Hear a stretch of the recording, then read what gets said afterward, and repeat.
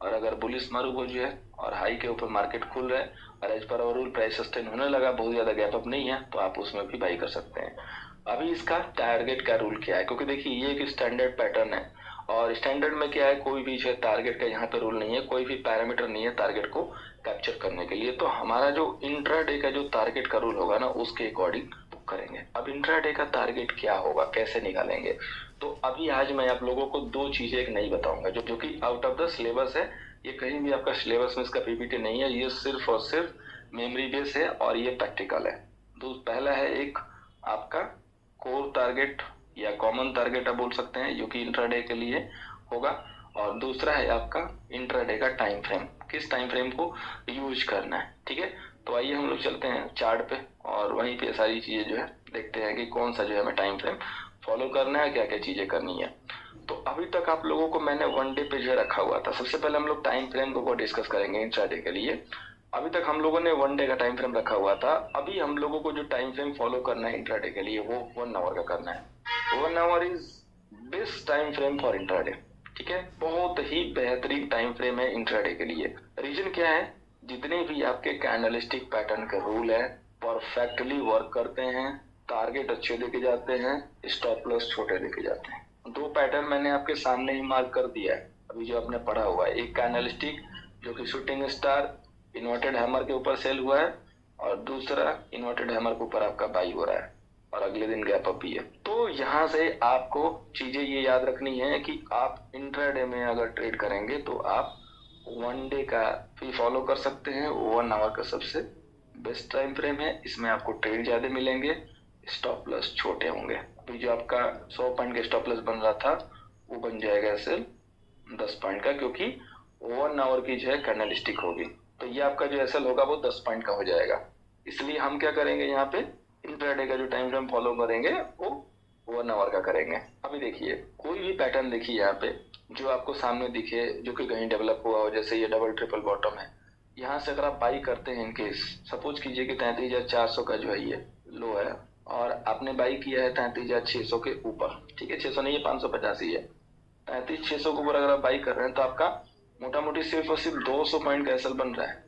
और अगर आपने सीटीसी के साथ रिवाइज के साथ होल्ड किया तो ये टारगेट देखिए कितना लंबा खड़ा है आपके सामने। ठीक है, सेम यहाँ भी देख सकते हैं, सेम यहाँ भी देख सकते हैं। तो यहाँ पे हमारे टारगेट बड़े हो जाते हैं, टारगेट उतने ही आएंगे क्योंकि इंट्राडे का जो टारगेट आना है उतना ही आएगा, लेकिन हमारा एसएल छोटा हो जाएगा। ठीक है, तो टाइम फ्रेम जो है इंट्राडे के लिए जो होगा 1 आवर और पोजिशनल के लिए आपका वन डे से लेके वीकली पे और मंथली आप टाइम फ्रेम जो है बिल्कुल चेक कीजिए किस कंडीशन में। जैसे अभी मार्केट ने 1000 पॉइंट की गिरावट दी थी, निफ्टी में 1000 पॉइंट की गिरावट हो गई, 500-600 पॉइंट की गिरावट हो गई एक वीक में या 3 दिन के अंदर, तो उस समय आप फिर वीकली का भी टाइम फ्रेम कंसीडर कीजिए, उसको भी चार्ट पे देखिए। अभी आपका बिल्कुल एक प्यारा सा कॉमन सा क्वेश्चन आ सकता है कि सर अगर ये पैटर्न वीकली पे बने, मंथली पे बने तो कैसे ट्रेड करना है। सेम रूल रहेगा, आपके स्टॉप लॉस बड़े हो जाएंगे, टारगेट भी बड़े हो जाएंगे। सिंपल चीज है कि जो स्टॉक 100 पॉइंट के रेंज में मूव कर रहा था वो 400 पॉइंट के रेंज में मूव आएगा, क्योंकि वीकली में 400 पॉइंट होगा, 500 पॉइंट हो सकता है। तो 400 पॉइंट के हिसाब से जो है स्टॉप लॉस भी लगेगा, 400 पॉइंट के हिसाब से जो है टारगेट भी लगेगा। ठीक है, तो टारगेट और स्टॉप लॉस उसी हिसाब से जो है आपके बढ़ते जाएंगे। ठीक है, तो ये याद रखना है कि चाहे मंथली हो, चाहे वीकली हो, चाहे डे हो, किसी में भी आपका वर्क करेगा, सिर्फ आपका टारगेट बड़ा हो जाएगा, स्टॉप लॉस बड़ा हो जाएगा। ओके, आवरली में हमने इसलिए किया क्योंकि टाइम कम है इंटरडे का, फिर आवर्स होते हैं, उसमें 2 सेशन ही होंगे, मॉर्निंग आफ्टरनून सेशन होता है, बीच में कंसल्टेशन होता है। तो हमने टाइम फ्रेम जो है 1 आवर रखा हुआ है ताकि हमें ट्रेड फ्रिक्वेंटली मिले, स्टॉप लॉस छोटे बने और टारगेट तो जो इंट्राडे का है 600 पॉइंट बैंक निफ्टी को जाना है तो 600 पॉइंट तो मिलेगा ही मिलेगा। अब हमारी जो है सिचुएशन कैसी है कि हम वहाँ पे कितने पॉइंट बुक कर पाते हैं, मैटर ये करता है। तो अब आइए चलते हैं अपने नेक्स्ट टॉपिक पे जो कि है कोर टारगेट, कॉमन टारगेट। ठीक है, ये हर जगह लागू होता है, इक्विटी कमोडिटी सब जगह, और ये आपका किसी भी टाइम फ्रेम पे लागू है। सबसे पहले मैं आपको बता दूं, आगे चल के अभी आप चार्ट बनाना सीखेंगे, पैटर्न सीखेंगे, पैटर्न पे भी ट्रेड लेंगे तो भी आपका कॉमन टारगेट और या कोर टारगेट का रूल फॉलो होगा। और या अगर आप कैंडलस्टिक पे भी ट्रेड करेंगे तो इंट्राडे का वो कॉमन टारगेट होगा, किसी भी एंगल से किसी भी पैटर्न से आप इंटर करते हैं टारगेट उसके हिसाब से बुक करेंगे। ठीक है, तो अभी चलिए हम लोग चलते हैं और सीखते हैं कि क्या है वो इंट्राडे का टारगेट। तो सबसे पहले मैं आपको बता दूं कि आई होप कि आप सबको जो ये पता होगा कि right now Nifty, bank Nifty कितने पॉइंट में जो मूव कर रही है।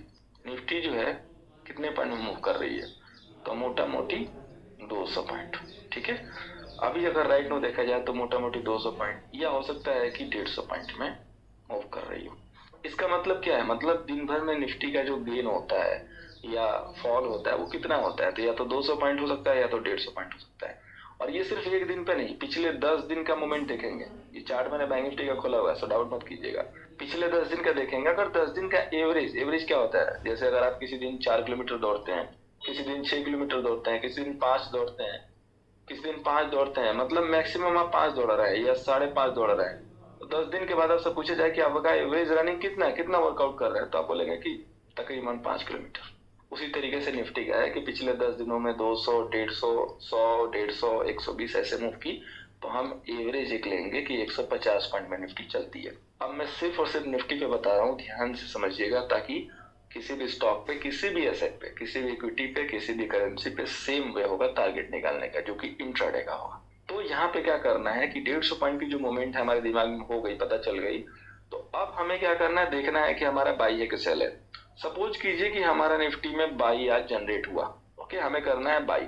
अब बाई करना है और हमारे पास जो है 50 पॉइंट का प्लस अभी मोमेंट दिख रहा है, यानी कि निफ्टी उस समय 50 पॉइंट अप है। तो अभी अगर 150 पॉइंट का एवरेज मोमेंट आ रहा है, तो कितना पॉइंट बचा, 100 पॉइंट, यानी कि 100 पॉइंट की तो जगह है निफ्टी को जाने के लिए। उसी तरीके से इस एग्जांपल पे आइए, यहाँ पे समझ लेते हैं कि अगर आप 5 किलोमीटर की एवरेज रनिंग दे रहे हैं और आपने अगर 2 किलोमीटर रन कर लिया है, कोई पूछेगा कि भाई और कितना चलना है, और कितना दौड़ना है, तो आप बोलोगे कि अभी 3 किलोमीटर बचा हुआ है, तो अभी 3 किलोमीटर ही आप जाओगे। उसी तरीके से निफ्टी ने अगर 50 पॉइंट ऑलरेडी सामने तक रख दिया है, दिखा दिया है, तो उसके पास 100 पॉइंट की जगह, यानी कि निफ्टी और 100 पॉइंट जाएगी। तो अगर आपने 50 पॉइंट प्लस होने के बाद निफ्टी में एंट्री की, तो आपको टारगेट कितना मिलेगा, 100 पॉइंट का। अभी 100 पॉइंट को 2 पार्ट बांट लीजिए, 50 पॉइंट 50 पॉइंट, 2 बार में बुक करेंगे। ठीक है, तो पहला टारगेट 50 से 65 पॉइंट बुक कीजिए, बाकी जो बचे हुए टारगेट है वो उस समय बुक कीजिए। ठीक है, ये होगा। अभी यही अगर आपका सपोज कीजिए कि सेल कॉल हो, ठीक है, आपका सेल कॉल जनरेट हुआ निफ्टी में और निफ्टी जो है 150 पॉइंट के मूवमेंट में चल रही है और उस समय सिर्फ और सिर्फ गिरी है वो 10 पॉइंट। ठीक है, तो अभी आपके पास कितनी जगह है, 140 पॉइंट की। 140 पॉइंट की जगह है जब आपने सेल किया, क्योंकि उस समय माइनस में सिर्फ 10 पॉइंट था।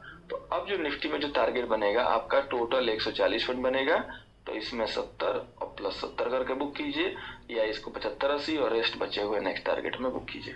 तो इस हिसाब से हम जो है इंट्राडे का जो है टारगेट निकालते हैं, बुक करते हैं।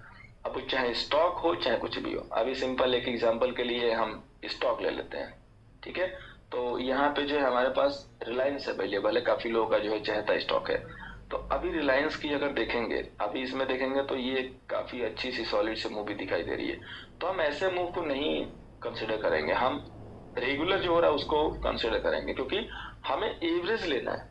ठीक है, हमें एक दिन का नहीं लेना है, स्पेशल किसी दिन का नहीं लेना है। ये किसी स्पेसिफिक रीजन से हो सकता है कि एक बड़ा सा कैंडल बना हुआ है और ये स्पेसिफिक रीजन है कि यहाँ पे सम ऑयल के ऊपर जो है टैक्सेस वगैरह की न्यूज थी, इसलिए ये गिरा। अदरवाइज बाकी जो नॉर्मल जो मूवमेंट हो रही है ना, इस पे हमें ध्यान देना है। तो ये जो मूवमेंट है कितने पॉइंट की है, तो मोटा मोटी जो है 50 से लेके 70 पॉइंट की जो मूवमेंट हो रही है। ठीक है, तो हम एवरेज ले लेते हैं कि 65 पॉइंट में रिलायंस आजकल मूव कर रहा है। अभी मेरा यहाँ से जो है बाई कॉल जनरेट हो रहा है और उस समय रिलायंस जो है 10 पॉइंट प्लस पे ट्रेड कर रहा है। तो हमारे पास कितने पॉइंट की जगह है, 55 पॉइंट की। यानी कि अब मैं यहाँ से जब बाई कर रहा हूँ तो मैं 55 पॉइंट का टारगेट लेके चलूंगा इंट्राडे के लिए। अब इसमें आप 30 पॉइंट या 25 पॉइंट पहला बुक कीजिए और बाकी जो बचा हुआ है वो सेकंड टारगेट बुक कीजिए। तो इस हिसाब से आप जो है टारगेट बुक करेंगे। 2 पार्ट में ही टारगेट होते हैं, 2 ही टारगेट होते हैं, ज्यादा टारगेट नहीं होते हैं। वो जो 5, 6, 7, 30 पॉइंट वाले जो टारगेट देते हैं लोग, वो गैम्बलिंग करते हैं, उनको पता नहीं होता कितना जाएगा ना, उनके पास कोई रूल होता है। हार्डकोर रूल कोई नहीं होता है, हमारे पास बिल्कुल हार्डकोर रूल है, कंप्लीट रूल है कि हमें इस हिसाब से बुक करना है। अगर इसमें कोई भी इनलॉजिकल लगे तो आप बिल्कुल मुझे पिंग करके आप मेरे साथ डिस्कशन कर सकते हैं। हेल्दी डिस्कशन होगा कि हाँ सर आपने कैसे निकाला। ठीक है, एंड आई होप आप सब लोग जो है इससे अवेयर होंगे और सब लोग आप लोग इससे एग्री करेंगे कि हाँ सर ये टारगेट निकालने का वे बहुत ही परफेक्ट है और ये टारगेट निकालने का वे इतना परफेक्ट है कि आपको कहीं भी कुछ भी देखने की जरूरत भी नहीं है। अगर इनकेस आपने हर पैटर्न का जो स्पेसिफिक जो रूल होता है वो मिस कर गए तो इंट्राडे के लिए तो देखने की जरूरत नहीं है। और इस टारगेट को निकालने के पीछे हमारा जो मेन जो ध्येय है, मेन जो हमारा मकसद है वो ये है कि इंट्राडे में होता है टाइम की कमी, ट्रेड लेने होते हैं क्विक। अब उस समय हम कैलकुलेशन करने लगेंगे तो हो सकता है कि दिक्कत हो जाए, ठीक है। तो इसलिए टाइम को बचाने के लिए, स्मार्ट तरीके से ट्रेड करने के लिए, स्मार्ट ट्रेडर बनाने के लिए हमने ये जो है टारगेट का वे फाइंड आउट किया हुआ है। अब यहाँ पे कुछ दिमाग लगाने की जरूरत ही नहीं है। जो जिस स्टॉक में ट्रेड कर रहा है, नहीं भी कर रहा है, तो एक बार चार्ट को निकाल के ऐसे कैंडल को देख लेगा तो उसको आइडिया लग जाएगा कि कितने पॉइंट में ये स्टॉक या एसेट जो है मूव कर रहा है, उसके अकॉर्डिंग वो टारगेट निकाल देगा, ठीक है। तो ये हमारे इंट्राडे के जो है ट्रेड निकालने के रूल थे और टाइम फ्रेम भी मैंने क्लियर कर दिया है।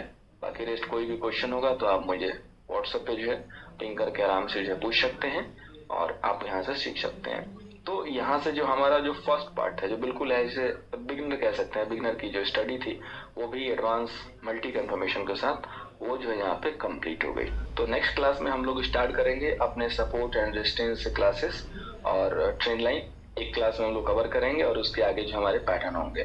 जो ट्रेंड लाइन की क्लास होगी दोस्तों उसमें थोड़ा सा आपको मेहनत करना होगा, क्योंकि ये एक तरीके से ट्रेंड लाइन की जो क्लास होगी वो एज लाइक मैथमेटिक है, ठीक है।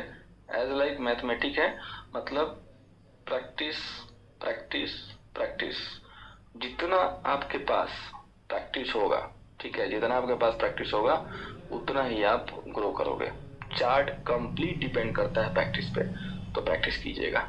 तो उम्मीद है दोस्तों कि इस क्लास से आप लोगों ने काफी कुछ सीखा होगा। कुछ भी डाउट हो हमारे डोर ऑलवेज खुले हैं, आइए क्वेश्चन कीजिए और मेहनत करते रहिए। डेफिनेटली आपकी जो प्रॉफिटेबल जर्नी है वो स्टार्ट हो चुकी है। थैंक यू सो मच, मिलते हैं नेक्स्ट क्लास में।